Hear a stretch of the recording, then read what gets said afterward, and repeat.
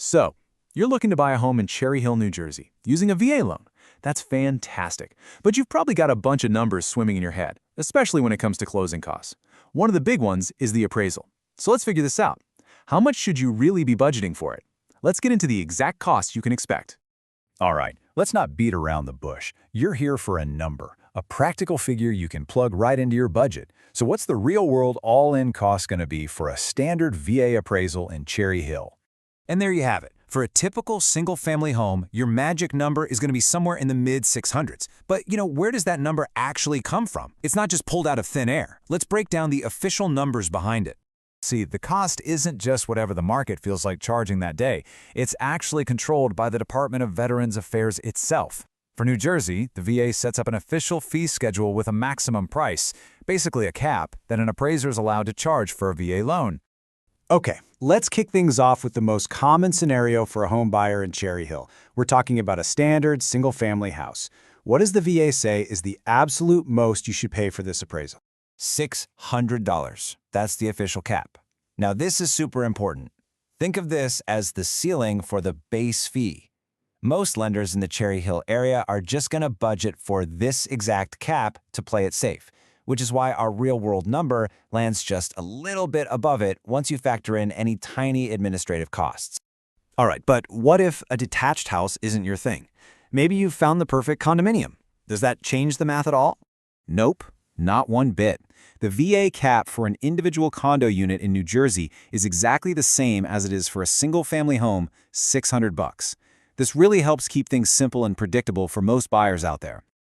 Okay, next up, manufactured homes. Now these can require a bit more of a specialized eye from the appraiser, so let's see how that impacts the cost. And boom, here's our first price bump. The cap for a manufactured home is $50 higher, landing at $650. This just reflects that extra knowledge and analysis an appraiser needs to accurately value this kind of property according to the VA's strict standards. And finally, what about all you investment-minded buyers out there? Maybe you're using your VA loan for a duplex, a triplex, or even a fourplex.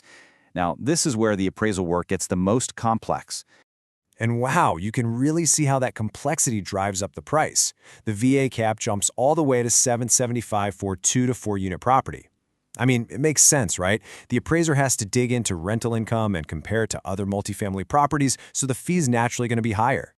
So, we've got our base numbers down, but does that mean these caps are set in stone? Could you end up paying more? Well, yes, you could, but only in a couple of very specific, clearly defined situations.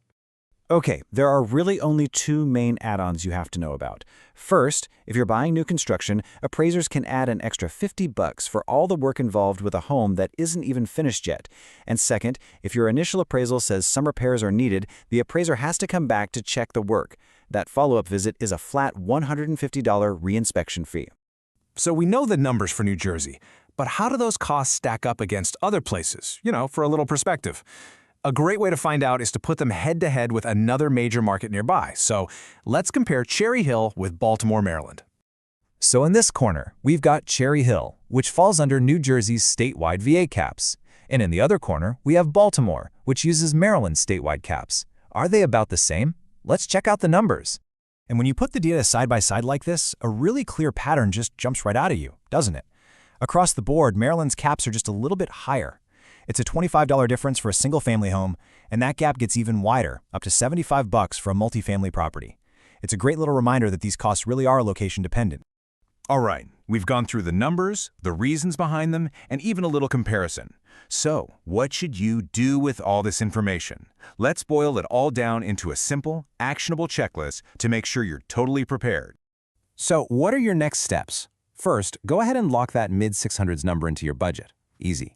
Next, have a quick chat with your lender about any possible add-ons like that new construction fee. It's also really smart to ask them how they handle the payment itself, just so there are no surprises or delays. And finally, if you are looking at a multifamily home, just double-check that your quote lines up with those official caps we just covered.